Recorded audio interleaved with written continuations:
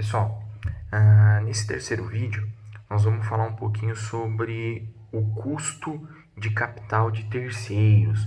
Ou seja, lá no primeiro vídeo eu comentei que às vezes as empresas elas podem necessitar de mais recursos para viabilizar os seus projetos, né?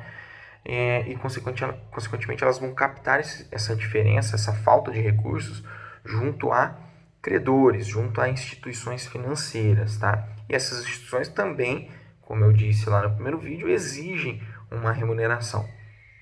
E aí o que a gente chama de custo de capital de terceiros, que também pode ser representado pela sigla CAI.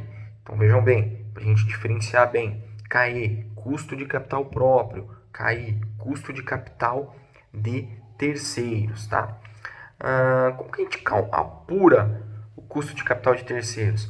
Pessoal, o custo de capital de terceiros, ele é uma equação bem simples, né? É o CAI antes do IR vezes 1 menos o IR. O que é o CAI antes do IR, pessoal?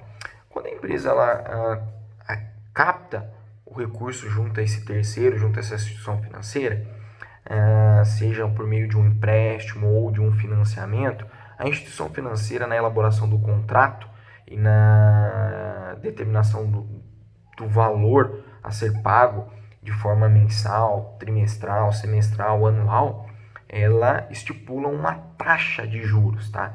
E essa taxa de juros reflete o ganho da instituição financeira.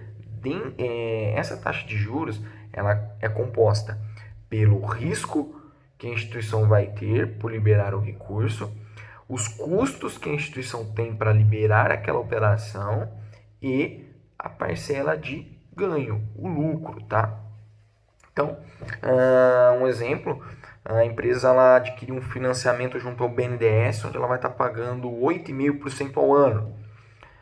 Qual que é o custo antes do IR? Qual que é o custo de terceiros antes do imposto de renda? É 8,5%, tá? E por que a gente utiliza essa terminologia antes do IR, tá? Pessoal, empréstimos e financiamentos, quando as empresas adquirem, é do conhecimento de todos que a parcela é composta pelo principal, que é o valor exato de empréstimo para amortizar, para devolver à instituição financeira o valor daquele empréstimo, e uma parcela é de juros, que é o ganho da instituição, tá? Na contabilidade das empresas, os juros eles são considerados como despesas financeiras, tudo bem? E na determinação do lucro da empresa, o que é o lucro? Como que a gente determina o lucro de uma empresa? Pega-se a receita, subtrai-se os custos, as despesas e aí a gente chega no lucro. Com base nesse lucro, o governo ele cobra o tributo, o imposto de renda. Então, vejam bem, se eu adquiro uma operação de financiamento, eu tenho uma despesa de juros. Essa despesa de juros, qual o efeito que ela vai provocar no lucro da minha empresa? Ela vai reduzir o lucro da minha empresa. Então, reduzindo o lucro da minha empresa, é menos imposto de renda que eu tenho a pagar.